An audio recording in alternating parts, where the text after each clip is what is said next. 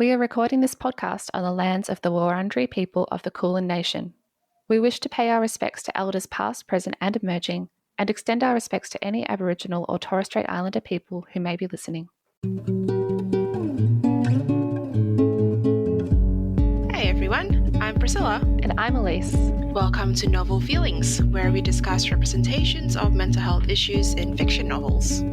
And a quick reminder that we are trained psychologists, but this podcast should not be taken as therapeutic advice. We're also speaking today as psychologists and book lovers, not necessarily as people with lived experience of the mental health issues we'll be covering today.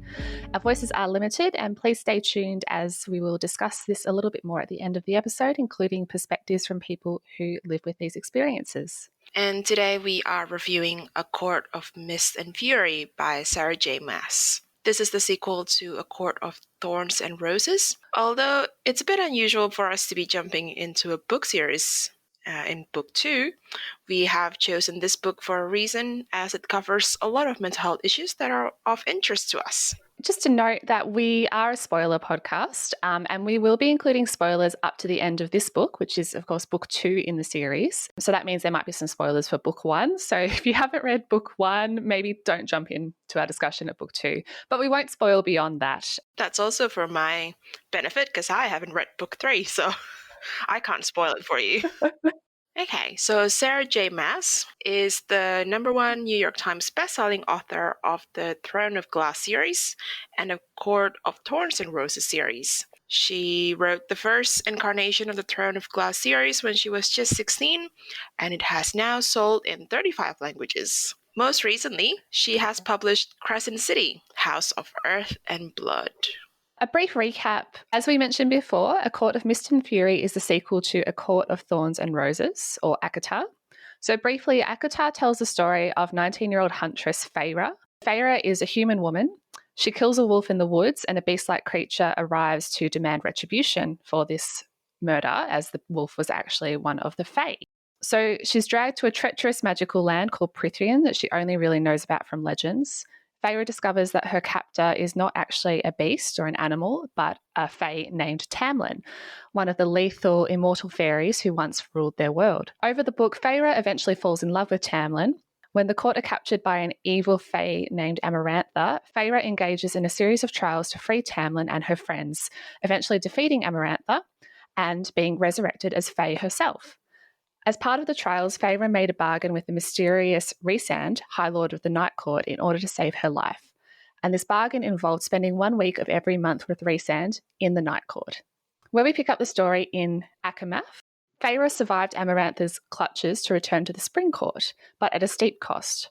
Though she now has the powers of the High Fae, her heart remains human, and she can't forget the terrible deeds she performed to save Tamlin's people. Nor has Feyre forgotten her bargain with Rhysand. A greater evil looms, and she might be the key to stopping it. Quick note, this is a long and involved fantasy book.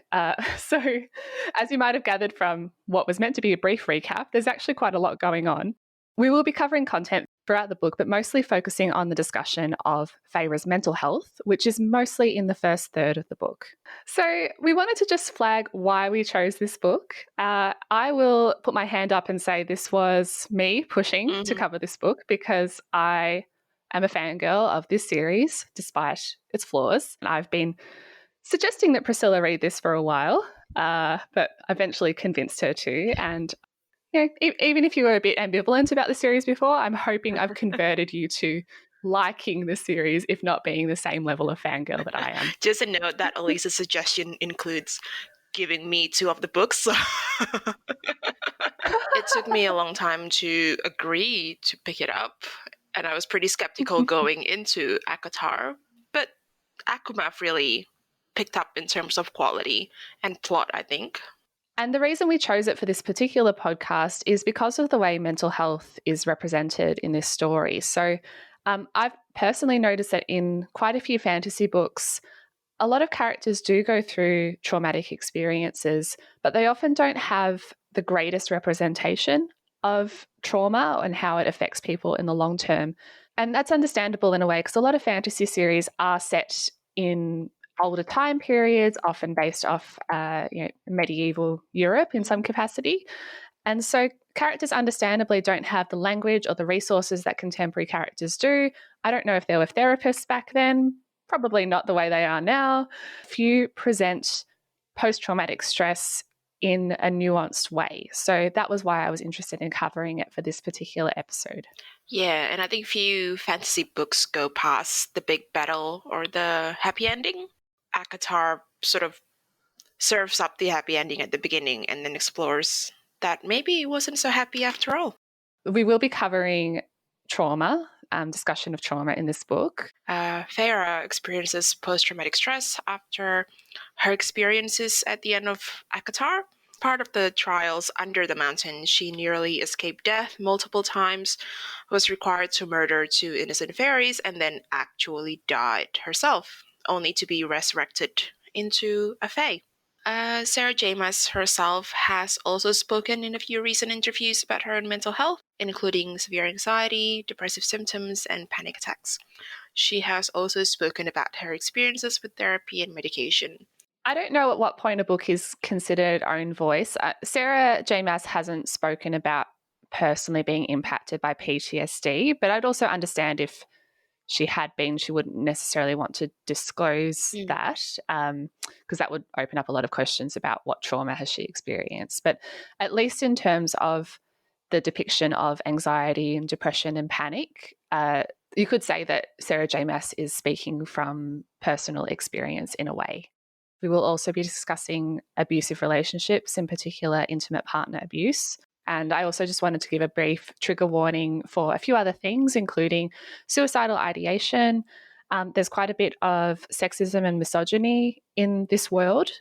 And just to flag that this is quite a sexy book. So, it's a bit steamy at times. So we might also be talking about sex a little bit. So if you are listening with small children, or you're not keen on listening to that just in general, we'll try to keep it PG, but just be aware that that's something that will be coming up today.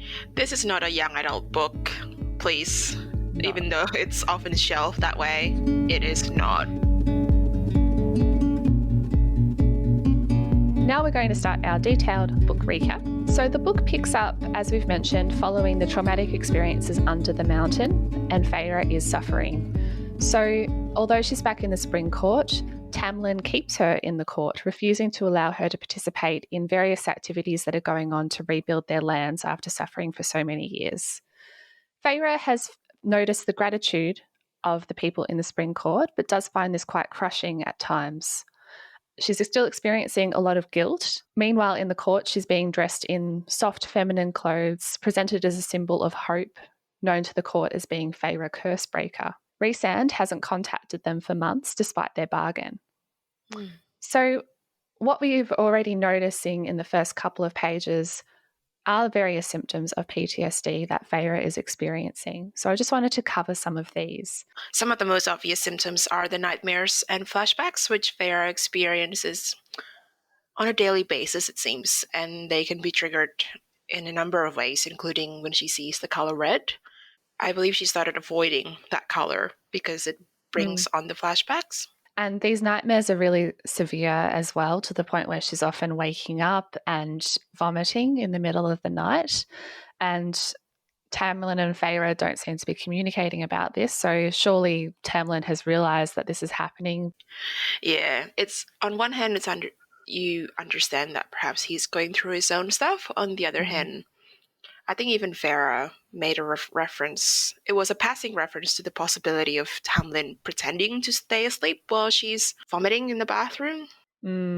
Which is obviously quite concerning. Yeah. And for those who might not know, PTSD is understood to be the brain's way of sort of struggling to come to terms with a traumatic experience. So memories are not being encoded and stored in the brain the way that normal memories are, which is why these flashbacks can happen that are triggered at various times. So unfortunately, Feyre hasn't been able to process and come to terms with what happened at the end of ACOTAR. So all of this is still going on in her head.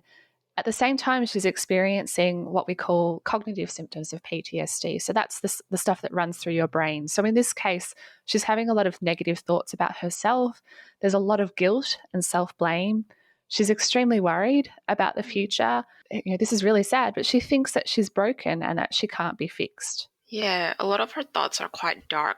There's a quote from chapter 1 where she says, "I wished I felt nothing. I wished my human heart had been changed with the rest of me, made into immortal marble, instead of the shredded bit of blackness that it was now, leaking its ichor into me." We also see the various ways that PTSD can impact on you physically. So in this case, she's feeling this kind of chronic stress reaction, easily startled, unsettled, lots of trouble sleeping, not just due to the flashbacks, but also falling asleep in the first place. Her appetite's really low, and she's lost a lot of weight too. She's also experiencing a lot of depressive symptoms, so feeling numb, losing interest in activities that used to bring her joy, notably painting. So when she's not feeling upset or sad, she's just not really feeling much at all. Yeah, she seems sort of detached from everything that's going on around her. She doesn't really care what other people do, in a sense, or even do to her, because she lets herself be dressed in these clothes that aren't quite her. So in the meantime, Feyre and Tamlin are preparing for their wedding. So between book 1 and book 2, they've become engaged. And by the time it gets to the wedding, she is not happy. Feyre is dressed in this ridiculous wedding dress, this very like floofy, puffy monstrosity that she really dislikes, and I think is quite symbolic of the role that they want her to play in the court, as being like an ornament or a symbol rather than an equal to Tamlin. Yeah. And she's walking down the aisle, sees Tamlin, starts to panic. She's screaming in her head saying, "Get me out of here. I don't want to do this." And thinking that she will never get better, that she doesn't deserve Tamlin. Lots of racing thoughts. And then who will finally appear but Rhysand, High Lord of the Night Court, with very dramatic timing. It's time for this bargain to kick into place. And so he whisks her away to the Night Court. Yeah, that was pretty cool. Also, I wonder if Tamlin also sees Feyre in that way, in that she's this fragile thing that needs to be put on a pedestal and not be allowed to really participate in anything that might break her. So Tamlin is quite protective of Feyre. He's obviously had to witness her die and be resurrected, which will be a very traumatic thing for him as well. And he experienced his own trauma too. But unfortunately, by protecting Feyre and keeping her kind of leashed, it's just making things worse for her. Yeah, and he doesn't seem to see that. The more she says, "I need to get out, I need to help, I need to feel like I'm actively rebuilding," the more he says, "No, you have to stay here, you have to be safe." Now that we're at Night Court with Feyre, she is pissed. She didn't necessarily want to be taken away by this mysterious, seemingly evil High Lord Rhys, who forced her into a bargain in order to save her life. Dramatic timing aside, he was able to use the bond to realize that she was screaming for help and she wanted to get out of there. So from his perspective, he's kind of saying, "Well, you're welcome for me saving you." She's going, "How dare you take me away?" But head going, "That was actually good timing because I didn't want to go through with this." So as per their bargain, she has to stay for a week at Night Court. She's taken to the House of Wynn, a castle within the Night Court. She expected this place to be a place of nightmares, but actually it seems pretty friendly and welcoming, and she actually feels a lot less claustrophobic. As we say, she was initially pissed at Rhys, and Rhys is also angry because he could see changes in her. She's thin and she's fatigued and she's clearly struggling. And it's saying something that he notices those things and Tamlin does not seem to. He also believes that Feyre might have special abilities or powers because she was resurrected by all 7 high faes. And Rhys believes that if this is the case, then Feyre needs to learn to use those powers. He also insists that she learns to read because she's illiterate and that nearly killed her last time, and that she should also shield her mind to protect herself. So he puts her to work almost straight away in the Night Court. Feyre meets Rhys's cousin, Morrigan, also known as Moore, Rhysand informs Feyre that a war is coming. The king has been planning to claim the mortal lands where Feyre's family still lives, and Rhysand wants Feyre to find out if Tamlin will ally with the Night Court if it comes to it and they need to be fighting the king. So a lot happens in this week that Feyre spends in the Night Court, but eventually she does come back to the Spring Court. We learn that Tamlin basically trashed the house after Feyre left on their wedding day because he couldn't stop the bargain from kicking in. From his perspective, this evil person has just kidnapped his fiancée on their wedding day. Okay, I will give him that. That's pretty awful. I can understand why he's upset, but trashing the house is not a good sign and a big red flag that Tamlin is not exactly coping with his anger in a healthy way. Someone has that much power, like literal physical power as well as magical power, and they're not able to regulate their own emotions. That's dangerous. He hasn't exactly healed from the trauma either, but this does not excuse his behaviour, in my view. It just keeps getting worse as well, as we'll cover. And I think a lot of that might have to do with the fact that Tamlin does not discuss what happened under the mountain, whereas what we will see later in the book is that Rhys does discuss his experiences, even though he's quite selective, I suppose, about what he tells and who he tells it to. But he does communicate that, which is healthier. Anyway, so Tamlin and Lucien, Lucien, by the way, is Tamlin's closest friend and is in this kind of advisor role within the court. So Tamlin and Lucien interrogate Feyre about her week in the Night Court, and she gives them as many details as she can. So Feyre begins to show some signs of the powers that Rhys had identified. So, for example, she burns her table with these fire powers, and she accidentally enters Lucien's mind at one point as well. Neither of these are within her control. Tamlin also wants her to suppress her powers rather than learning how to use them or to control them, which definitely reminds me of Elsa in Frozen. Yeah. The dangers of trying to suppress your powers. Yeah, it doesn't seem to be going so well. A few weeks later, Feyre returns to the Night Court for another week as is part of the bargain. And Rhysand again notices that she seems to have lost weight in between the visits and is quite withdrawn. But Feyre has been practicing and her reading and mind shielding have improved. As the weeks pass, the relationship between Tamlin and Feyre becomes even more strained.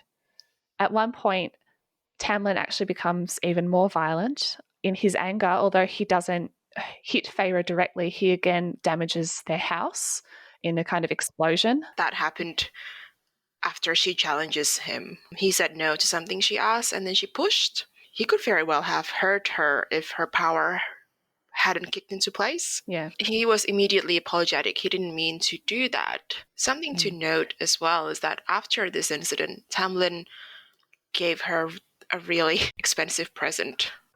Giving someone a present right after you've done something that could have hurt them or did hurt them is a red flag. It's a classic cycle of abuse stage. And Tamlin continues to refuse her request about training her powers, even when Lucien agrees.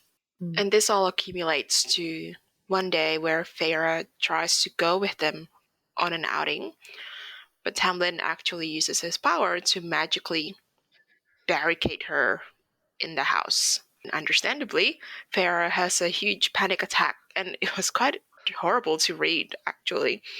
You can feel her claustrophobia really wrap around her. Yeah. So when she was under the mountain, this is when this feeling kind of developed of being unable to escape, of being trapped. So to be trapped in the house and unable to leave leads to her feeling extremely powerless and like she's in danger. And that's when this remembering comes in of this feeling, and her body just goes into full-on panic mode. What actually happens is Rhys, through the bond, the bargain kind of thing, Rhys realizes how panicked she is and quickly puts something into place to rescue her from this situation. So his cousin Morrigan actually comes to Feyre's rescue and takes her out of the house, and together they travel to the night court. Feyre is very shaken by what happened there, naturally. She and Rhys strike a deal where she works for him and helps him with his war efforts against the king, and he will give her anything she needs: money, food, shelter.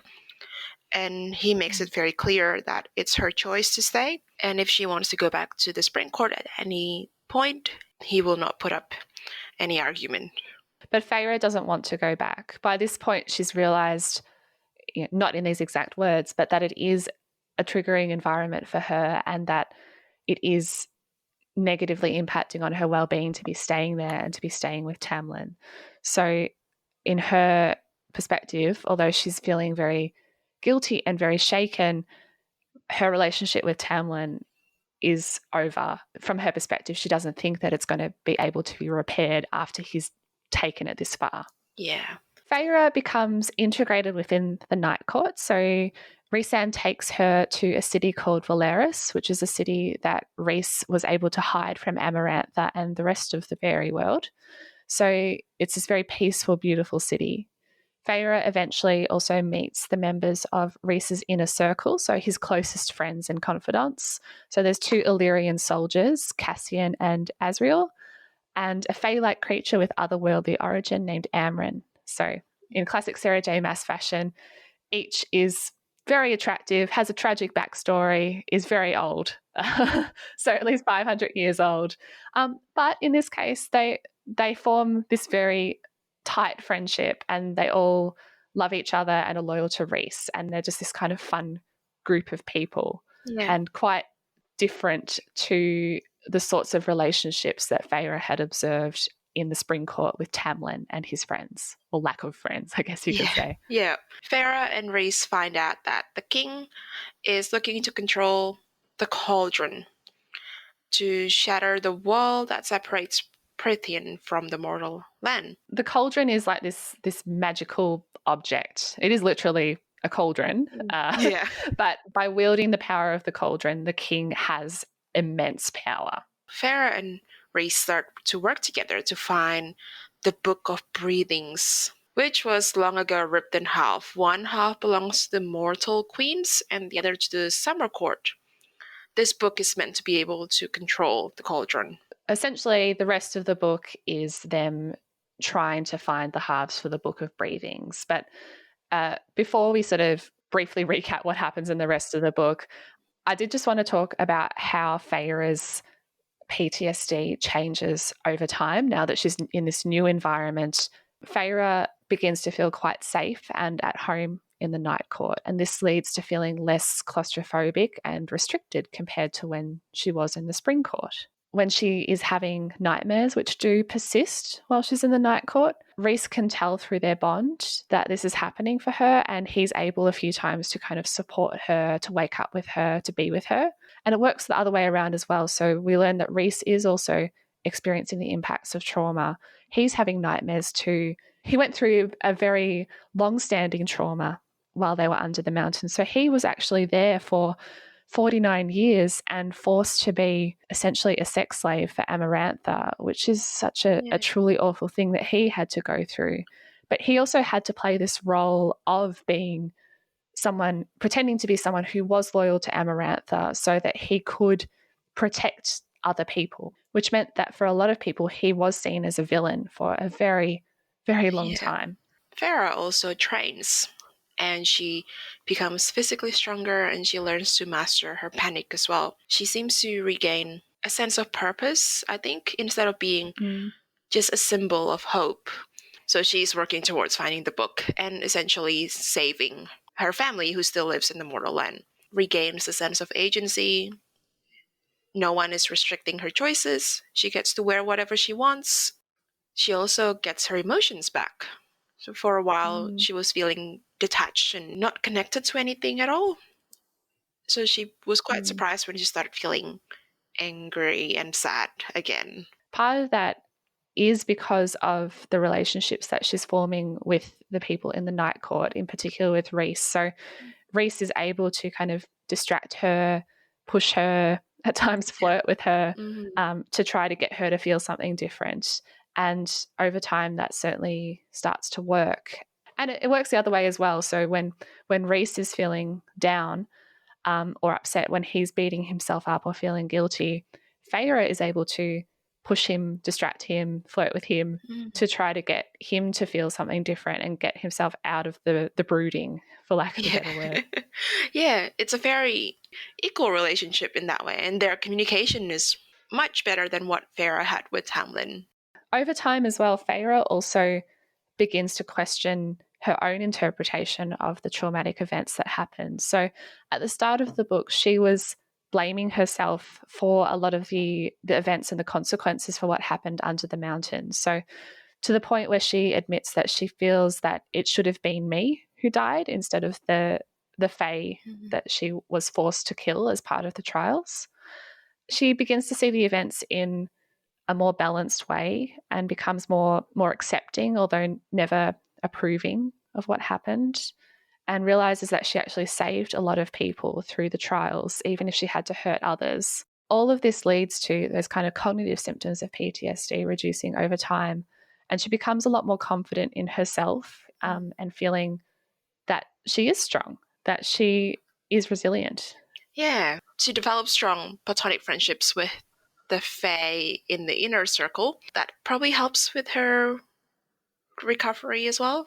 Yeah, definitely. It's not that sort of trope where it's just someone falls in love with a hot guy and then suddenly their trauma disappears. Yeah. It's the situation around her changes as well. So she feels more in control and powerful. And I think it's a combination of all of these different factors that lead to the symptoms decreasing over time. Anyway, the gang manages to track down the Book of Breathings through a lot of negotiations and trickery and dangerous situations. Feyre and Rhys develop a strong bond. Then Rhys is attacked and severely injured. Feyre saves his life, and in the process, accidentally learns that they are mates. I cannot get over this word. As Australians, Yeah. it's we are very used to hearing the word mate in a very different context. So, Yeah. reading this for the first time, it's hard not to laugh a bit when they keep saying mate very seriously. They do mean like soulmate, though, not good day mate.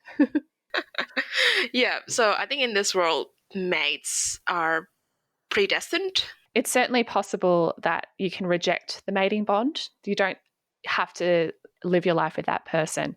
But in this situation, Feyre and Rhysand have fallen in love with each other, although we learned that Rhysand accepted that and learnt that a lot earlier than Feyre did. The realization comes to Feyre much later in the story, and Feyre only lets herself feel that for Rhys towards the end of the book. And understandably, she had to sort of come to terms with what happened with Tamlin and get over the guilt of moving on. Rhysand eventually explains everything that's happened from his perspective, including a lot of the awful things that they both had to go through under the mountain and the challenging sort of situation that he was in, where he had to continue acting in this role but wanted to save her in a way that didn't make it extremely obvious that he was betraying Amarantha. Yeah. So eventually, chapter 55 happens, the famous sex marathon chapter in this book. There is a lot of sex, and, you know, good on you if you enjoy that chapter. It is pretty famous. It's very satisfying after 1,000 or so pages of sexual tension for them to finally get that tension resolved. But eventually they get together and they are officially together, and the inner circle are very welcoming of Feyre. Yeah. Oh, something to mention. Before all this happened, Feyre decided to write a letter to Tamlin to say that it is her choice to leave and that she's not coming back.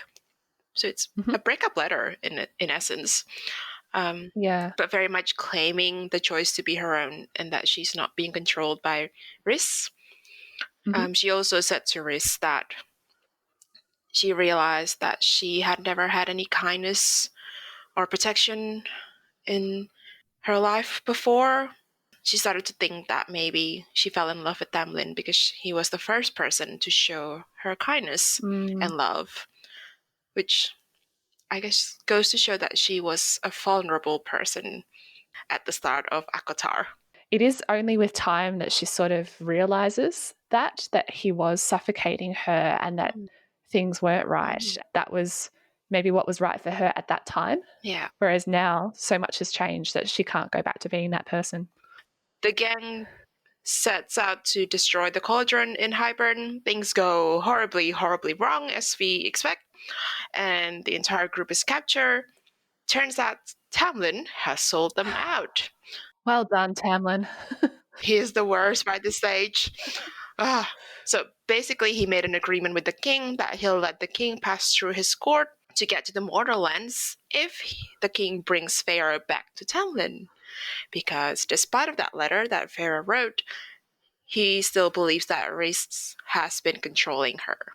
I was just going to highlight that I can see how Tamlin's action at this stage might be seen as romantic, because what he's doing is essentially sacrificing the whole world to get the love of his life back. But that's not what Feyre wants. No, that is not a healthy choice. You do not sacrifice innocent people because a girl is breaking up with you. And also, persistence is not sexy. Yeah. Just let it go, Tamlin. A lot happens in the last 20 pages or so. So we also learnt that Feyre's sisters, Nesta and Elaine, have been captured, and they are actually turned into fae using the cauldron. The king wants to prove to the traitorous mortal queens that this can be done, as he wants to make a bargain with the queens that they'll be turned into fae. And this is a very traumatic thing for Feyre's sisters to go through. Feyre, without anyone knowing, has been wielding her own magic, finding the cracks in the magic that binds them. And when she's certain that her friends can escape from the situation, she essentially pretends to be a person who's slowly getting her memory back and makes Tamlin think that she wishes to go home with him to Spring and that she has been controlled by Rhys this entire time. She begs the king to end her bargain with Rhysand, and the king does this. Or, well, he thinks he does this. What actually happens is he breaks the bargain that was made between Feyre and Rhys that she would visit him once a month, but he can't break the mating bond. It's much more ancient magic than just a bargain. The bargain is described as being like a cobweb. So Feyre, pretends to go back to Tamlin. Her friends escape back home with the Book of Breathings and with Feyre's sisters. Rhysand knows what's going on, so he understands that the bond is still intact and that Feyre is only pretending. But Feyre is essentially going to be a spy in the court. But little do they know that Feyre actually married Rhysand the night before, and he declared her to be High Lady of the Night Court. Dun, dun, dun.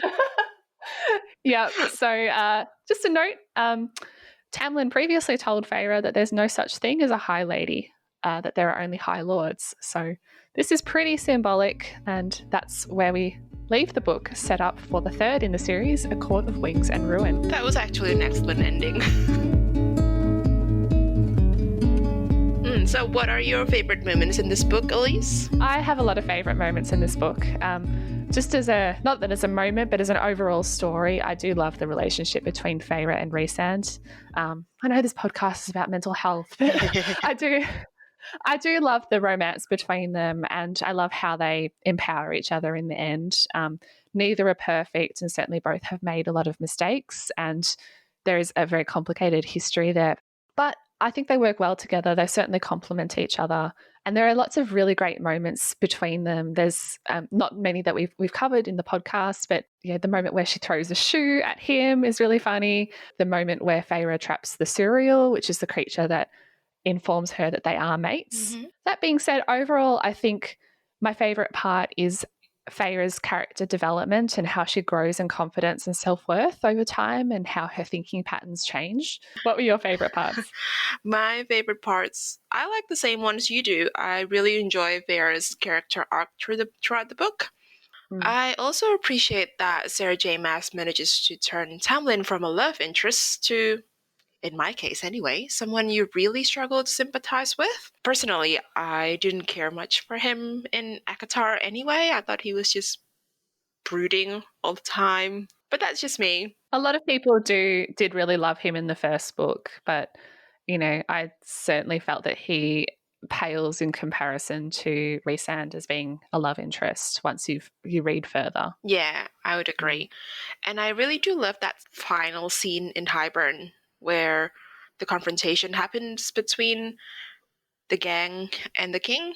Yeah, it definitely sets up the third book in the series well, I think, because there's a lot of cliffhangers. Yeah, I will definitely be reading the next book. Yay!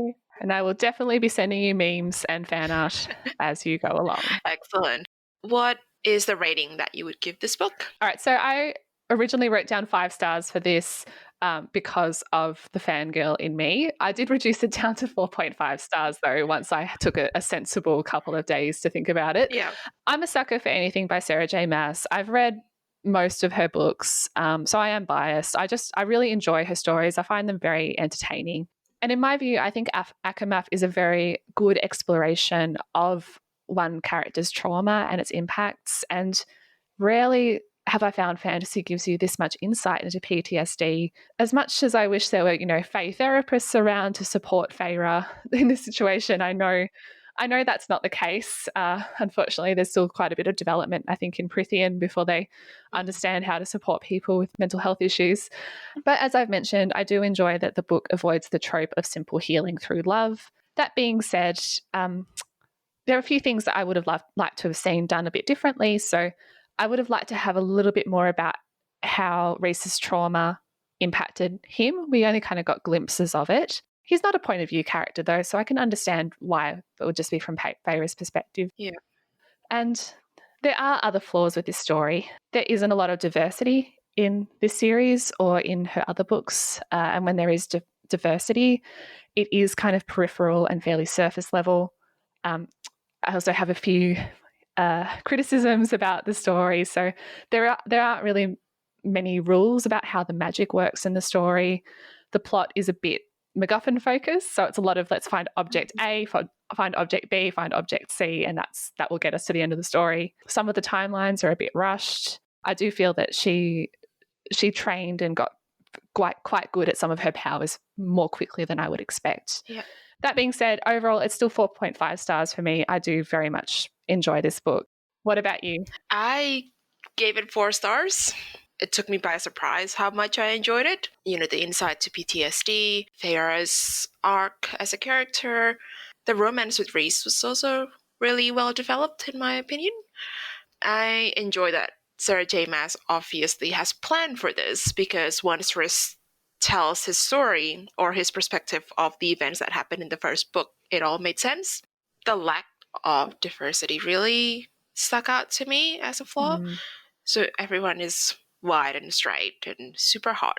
In the inner circle, like the Illyrian warriors are sort of described as having darker skin, and Rhys is described as having darker skin. But again, like it's described as being quite Eurocentric in features, and it's still very white.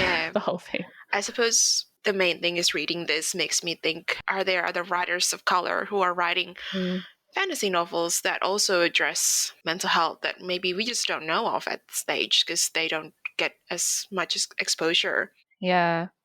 If there are any recommendations that listeners have, I'd love to hear them, and potentially books that we could cover. I'm all for reading from more diverse authors and wanting to champion those voices. Yeah, me too.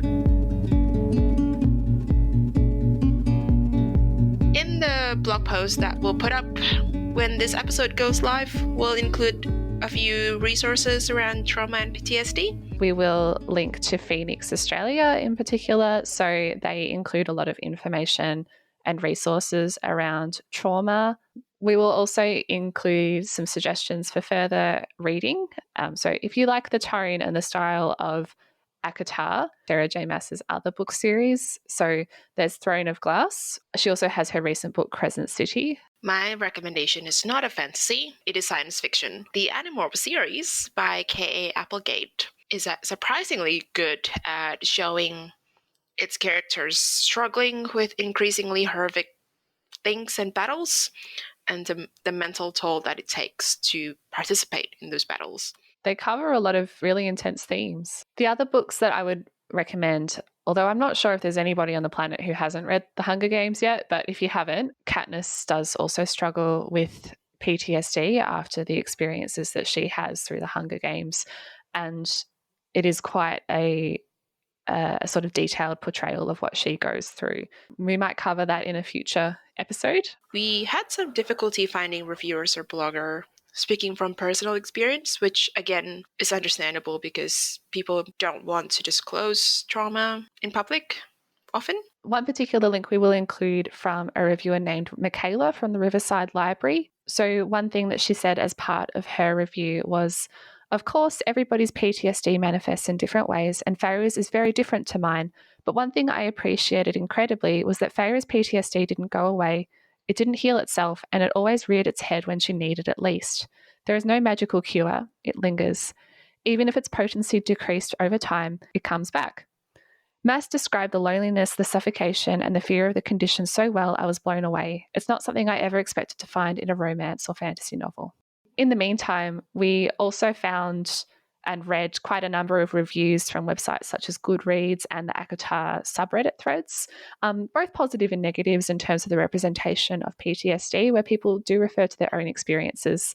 And look, there's no right or wrong way to have PTSD. It's one of those conditions that can differ a lot between different people. Yeah, there were a few different observations that came out, although we won't link to any particular review. So some observations have noted that Feyre's PTSD feels realistic and have compared it to other books where characters experience trauma, and this often gets overlooked, or even worse, they become evil as product of their trauma.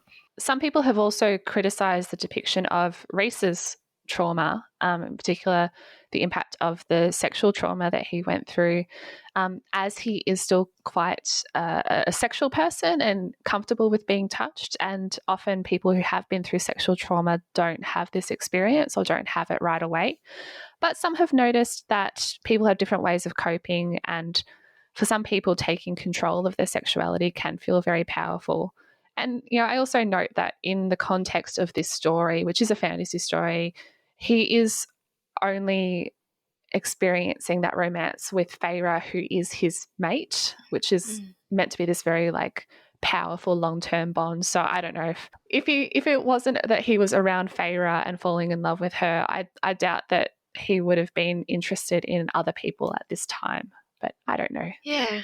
There's also criticism that Feyre's PTSD magically disappears after she leaves the Spring Court or after she falls in love. I disagree. Yeah, we both disagree about that. To say that would be, thinking that PTSD is just flashbacks or nightmares. Whereas in reality, the emotional and cognitive symptoms take much, much longer to heal. I would say that if anything, the message seems to be that you can't heal just through romantic relationships, but the right relationship can be healing. Some people have noted that her recovery is very linear, so it kind of just gradually gets better over time. And for a lot of people with PTSD, it can be more like one step forward, one step back. A lot of people experience complex PTSD, which is much more longer term and often more challenging to overcome from. Yeah, again, I think if we just view this as being one person's experience of PTSD, I think it's a good portrayal. It just means that we need more books about, not just PTSD, but mental health issues in general, so that when we do have a representation, it's not meant to carry everyone's experience. If you want to learn more about the book or access relevant resources, check out our website, novelfeelings.com. We post an episode summary and links to further reading for each episode. You can also visit our mental health resources page to learn more about getting support for yourself or somebody you care about, or to learn more about mental health in general. If you would like, please leave us a review on Apple Podcasts or wherever you get your podcasts. And if you want to ask us a question or just to chat, you can send us a message via our website or on social media. At the moment, we are on Twitter and Goodreads. Find us on Twitter at novel_feelings and on Goodreads via goodreads.com/novel_feelings. You can also find Priscilla online. So Priscilla, where can we find you?